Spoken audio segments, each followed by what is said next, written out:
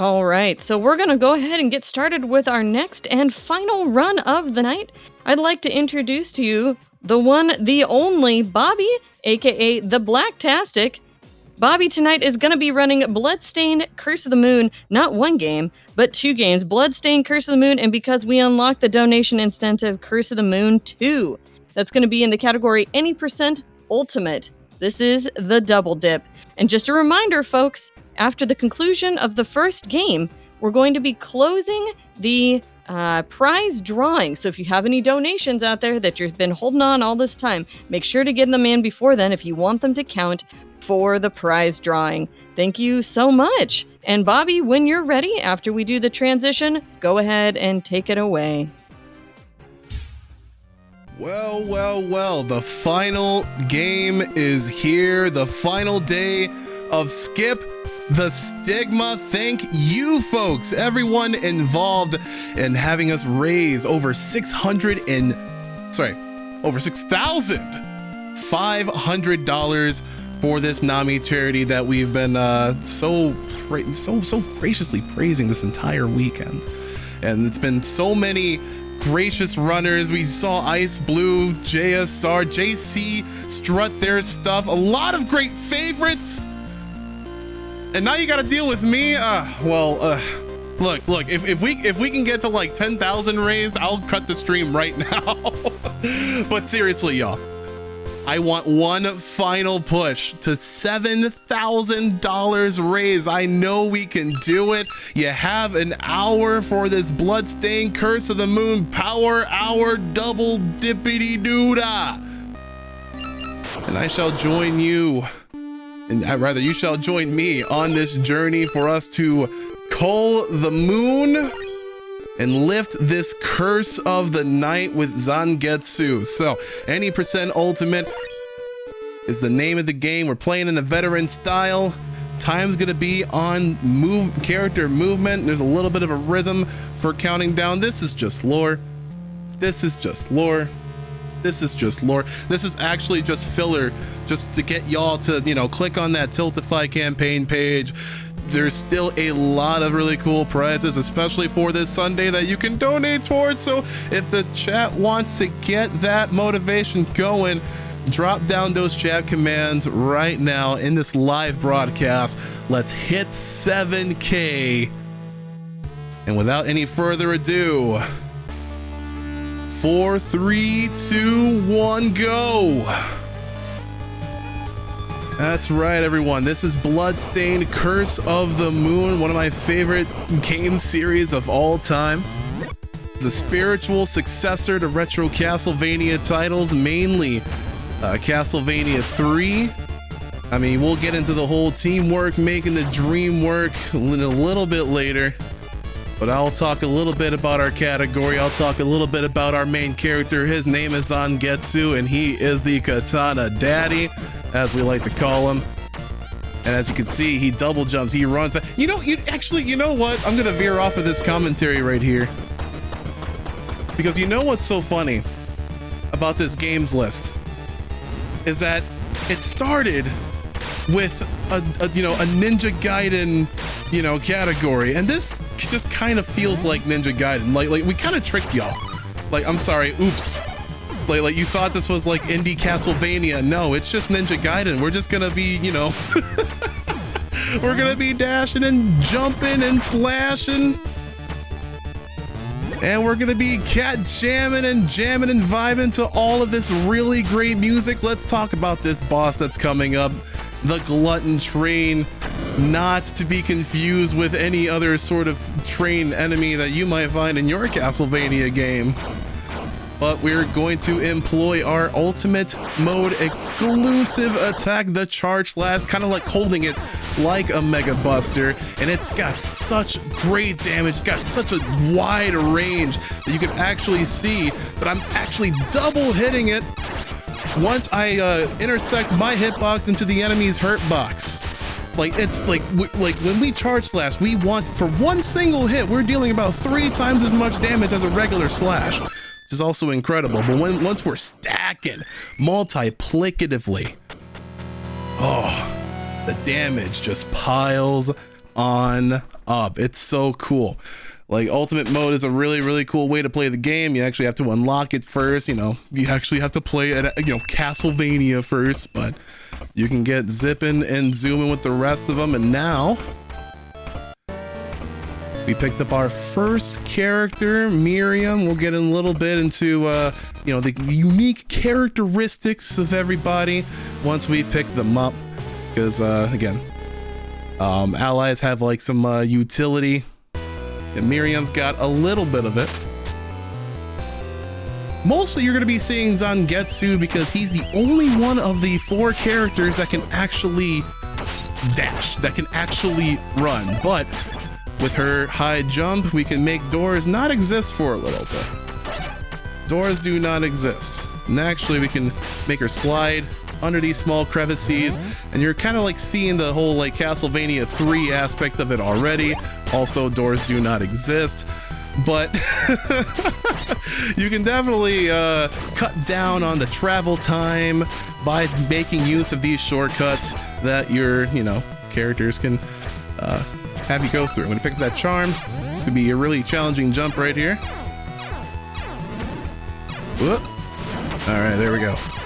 There we go. We're using that charge slash. It's so good. Miriam's also a really cool character. Her initial attack is like you get the actual whip with her instead of like this little stubby sword. Just like kind of cool.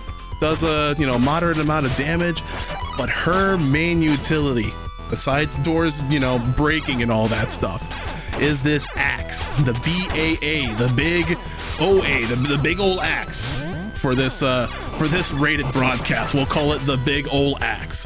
This is what we picked up right there. That axe does 25 damage. We're gonna get our weapon points up a little bit more. They're kind of like our hearts in Castlevania. We want to make sure that they're at like a nat 0, or at least we can have enough so we can execute our quick kills. You know what I'm saying?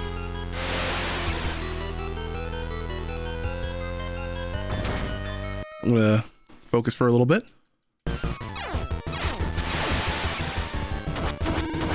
Hopefully we can pull this off. Oop. No, maybe not. No, come back. Oh, that was like one of the hardest quick kills in the game. Apparently we didn't get the jump buffered in all right, but that's fine. You get to actually see Folklore in all his glory. You're supposed to deal with some sort of like magic shield like that. We don't really care all that much. Okay, a little Easter egg. If you use a charge slash, you can cut that guy in half, which leads you to kind of think, why couldn't he have just done that to begin with? Why did they have to, you know, why we have to drag out this process? You know, if you could have just done that, the ultimate attack to begin with, could have saved a whole bunch of time. All right, picking up our third character, our third playable character. His name is Alfred. Alfred is extremely old and frail, but he serves as our kind of like Sypha with an array of like elemental spells. Only 2 are mainly used in this run. He's got a fire shield, and we're going to be picking up what's called the Frost Caliber a little bit in this stage. I love this stage music, by the way. Absolutely incredible. I'm going to grab some weapon points. Doors don't exist, obviously. We're going to do some platforming, some really smooth platforming. Again, you're mostly going to be seeing Zangetsu because he's the only one that can like double jump, the only one that can dash. We're going to veer off the beaten path here. A little bit of backdrift technology, double slash right here. Pick the Frost Caliber.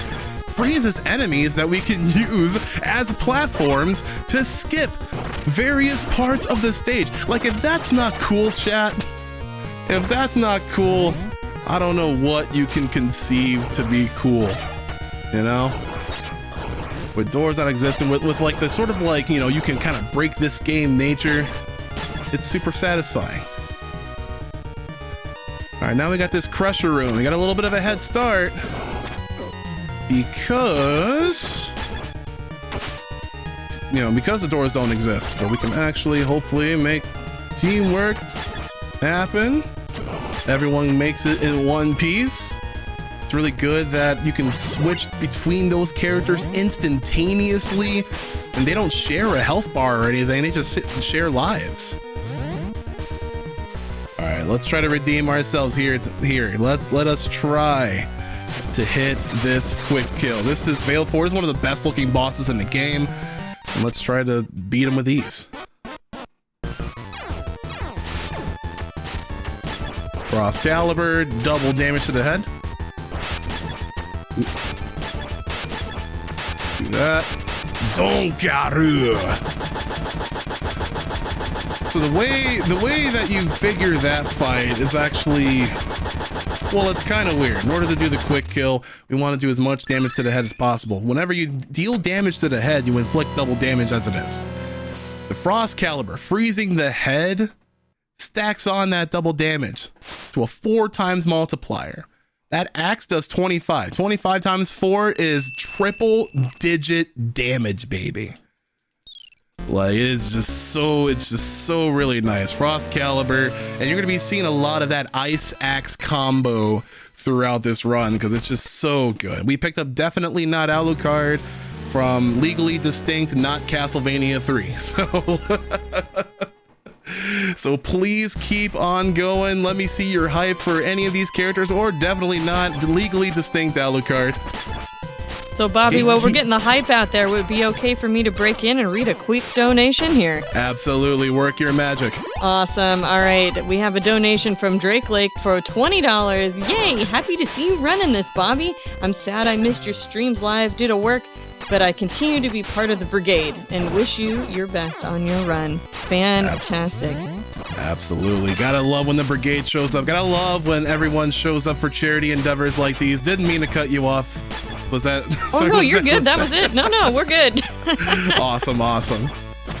Yeah, we have a little bit more time to donate toward those prizes. We're going to be cutting off a lot of the prizes by the end of this very first run. That's right. So make sure to get them all in, especially that minimum $100 donation for that Peyton. Did I hear that right? You sure did. There's quite a few $100 donations for some incredible art and one-of-a-kind arts and crafts work. So there's lots of great things out there tonight. And I hope folks take advantage of being able to get into the prize drawing. Donations are going all night as well, but we are closing off that prize drawing at the conclusion of this first game of the run before we start game 2. So that'll be fantastic. And that's so while right. we were reading through all of that, I didn't mean to cut you off, but while we were reading through all of that, we completely glitched through stage 4. This is the grand spectacle of any percent. We are right back into the boss fight. 1, 2, hit him with a woo.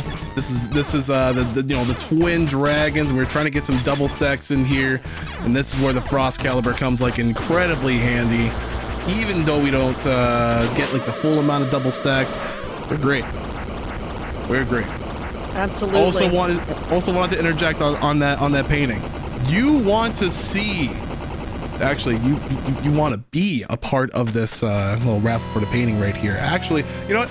I follow Lady Galaga on TikTok and watching her like time lapse all these really great art creations. Just it's one, it's incredibly inspiring because like art is super amazing. But 2, you definitely want to get your hands on one of these because it might have been on that that social media. You might get a really popular piece there, but seriously, like her creations are all great, and there's still a lot more prizes to get in the running for. We got maybe about 15 minutes of this specific run left. So again, all hands on deck, everybody. Get those donations and let us hit 7K and beyond. It's 400 away. Now I'll continue to talk about the game now. So this is stage 5, the Galleon Minerva. Everyone's pretty much here. Doors are not existing. Your Seiyans Getsu deal all the damage. You got a lot of traversal, a lot of lateral movement with our Definitely Not Alucard friend. We got our first mini boss. Mini boss doors are like one of the only doors that do exist. So we'll try to, you know, get a little nice double stack out the way. Like the charge slash is incredibly powerful in this game. You know, ultimate exclusive. Like, let me tell you a little bit about NT Creates. I mean, they're really, really great at modernizing the retro gaming experience through their indie games. I mean, these folks have worked alongside Capcom to bring you the likes of Mega Man 9 and 10. You know, you've played, hopefully you played a lot of like the Gunvolt games, and obviously NT Creates works a lot on Bloodstained series. And with their creative, you know, free reign on how they present this 8-bit-ish masterpiece, like, it's really good to get into. Really good to get into. So we got a little bit of bitrate vomit right here because it is raining, but this is our next boss. Little Cyber Peacock look-alike. We're gonna do a lot more of that Ice Axe combo. Again, freeze them, axe them for 50 damage. A little bit of RNG comes into play, hopefully. Yes, we get the good pattern. And all right, 1, 2, and Donkaru sets them on down.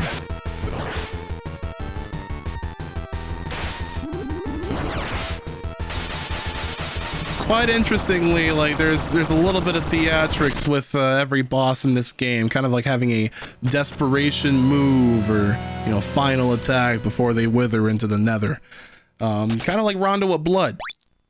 The only difference is, well, I mean, kind of like Rondo of Blood, like these attacks don't really kill you. They're kind of akin to if you wanted to go for a perfect score run or a no-hit run. Things like that.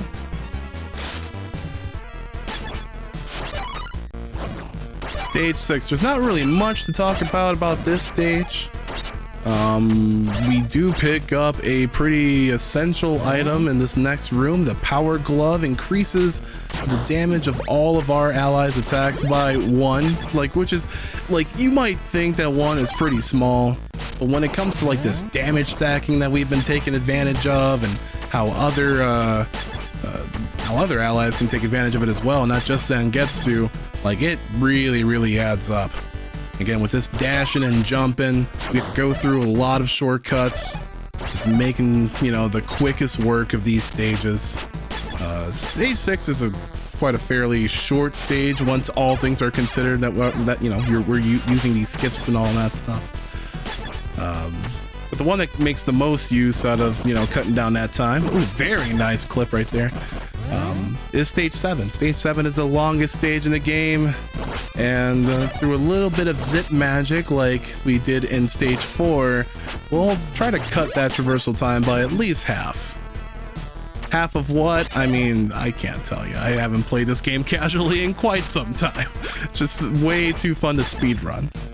Like, if you're looking for a new kind of like, you know, retro game indie experience, at least the first Castlevania, look at me. The first Bloodstained Curse of the Moon game usually goes on for about $5 on sale. It's such a good deal. Is this a good moment for me to break in here? Absolutely. Do you think? Thank you so much for showcasing legally distinct Castlevania, aka Bloodstained Curse of the Moon. I know I'm gonna have to pick this one up, especially since, did I just hear you say it's only $5 somewhere? It usually goes on sale for about like $4 or $5. Yeah. That's amazing. I'm definitely gonna have to check this one out. All right. I want to let everyone know that we're coming down to the wire here on the last chance to donate to win some of those amazing prizes, to get your donations into the prize drawing. Bobby's already been hyping some of the amazing art. We posted a link for Lady Galaga's TikTok here too in the chat, so check that out. There's so many great pieces of art in the prize drawing here tonight. A lot of one-of-the-kind stuff you wouldn't want to miss out. So get those drawings in before we finish this first run. Absolutely. Like, we are only $400 away, chat. We just need a little bit of a stronger push to reach that really great incentive. This has been an incredible first Speedrun Hall of Fame event. Skip to Stigma has been incredible. Now we need your help to make the finish line, you know, like pretty grand. 7K is a really, really attractive number.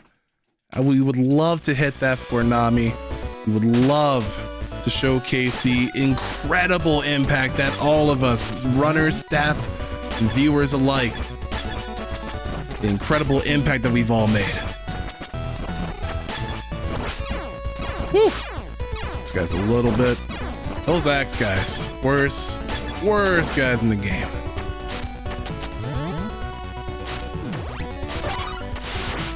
I just saw through the live broadcast we got hit with a pretty hefty raid again. For those of the folks that have been in here through this finale game, let the new folks know what we're all about here.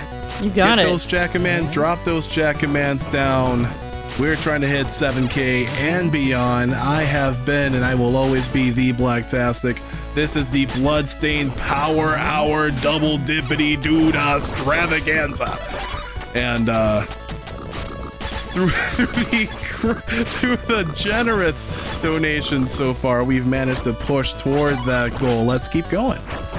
That's right. Let's keep going. Welcome on in Hungry Goria, famous host of the stream here. Hungry was hosting this morning and a whole bunch yesterday too. Hungry, thanks for bringing us your raid. It's great to see you and everyone coming on in from your stream. I hope everything was fun over there tonight. What were you playing? Go ahead and let us know in the chat. And we here are in our last game of the night. This is Bloodstained, Curse of the Moon. I'm Red Ox, and this is Blacktastic, aka Bobby. It's great to have everybody coming on in to join us. We want to let you all know that this is the Speedrun Hall of Fame Skip the Stigma 2022 live marathon event. All donations benefit Nami. And we are at $6,600 raised this weekend. We're giving it the final push to reach 7K for our first ever event. Pretty good stuff. And it's just really amazing. I'm going to kick it back to Bobby, who's doing an incredible job with this game in just a second, because the last thing you need to know is we have just a few more minutes to get those donations in to be in the prize drawing to win a print from the one, the only, the Renaissance, who I saw just pop in the chat here too. So, hey, Ren. All right, check it out. Back to you, Bobby. A lot of ice acts for this boss, but also I just wanted to point out, every time we kick it to host, and it's like the funniest thing ever. We do like a little skip. We do like a little skip. We go a little bit out of bounds. We break the game a little bit, and we say nothing of it, and we just move on. That's how it's supposed to be. No, okay. But it's just, well. Hey, well, if you want to know about what all that zip stuff and all that out of bounds, you know, magicry was all about, hey, feel free to join us over at the Bloodstained Speedruns Discord. There's a lot of us very active through all of our games, and we would love to tell you, show you about, you know, the various categories that we have on display. This is the final stage, y'all. Get your final donations in for those prizes, because it's about to get pretty wacky up in here with this little stage. We're gonna go down and go up to go down. Okay, that's pretty cool. Also having like one of the best you know, stage 8's like final stages in an action platformer like this, very 2D, you know. Oop. We're gonna use the Ouroboros, this little, like, you know, fire shield of ours to dodge these, you know, these stage hazards. Doors still do not exist, no matter what you tell me. You can see a little bit more of this with Bloodstained Curse of the Moon 2 coming right up. Again, y'all donated for that double dippity doodah, and y'all will get it. With a brand new cast, besides Zangetsu, it's like, you know, that's pretty cool. Alright, this is one of the best scenes, like best looking stages or segments of the stage in the game. Like this chapel climb, amazing. So make sure not to fall through the stairs, which is a, you know, it's a classic Castlevania trope, but it's also a very annoying thing in Bloodstained. All right, we got our final hallway, the Frog Hallway, the Croak Courtyard, the Toad Terrace, if you will. And look at these stairs. You cannot fall down these stairs no matter what. And all of us are really kitted out. Full weapon points. And we got the right amount of sub-weapons. the right amount and kind of sub-weapons. And here's Gremory in 2 phases, so not on the final hit of this boss, but on the final hit of the next phase will be time. And we're just gonna put on this fire shield, completely nullify their effects. The only way we would get hit here is like if we were to bump into Gremory, sorry. There we go. We're getting a lot of damage sources. The fire shield does damage. The crescent slash stacks and does damage, and it's in and out of the hitbox. A lot of things are adding up, and that's where that gauntlet pays off. Here we go. Nice final boss arena, and then we will be on to Bloodstained Curse of the Moon 2. Again, thank you all very much for sticking with us. We got one more after this. The reason why we keep that whip on high is that we can actually reach Gremory with it.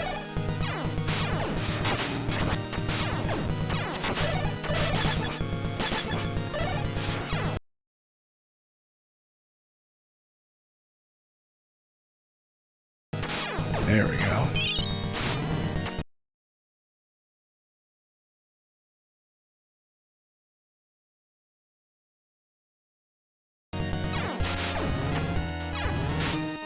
Be around like 10 seconds or so. Maybe a little bit less. Oh, that's time. That is time. And you're like, huh, that the moon has been cursed, but the curse has been lifted? No, it's not as easy as that, my friends. It is not that easy, my friends. There is lore. Unfortunately. I mean, well, definitely fortunately. So,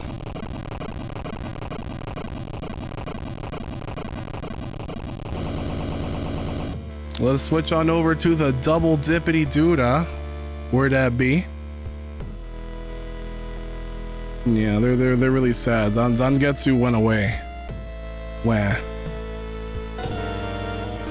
Sorry for that abrupt change.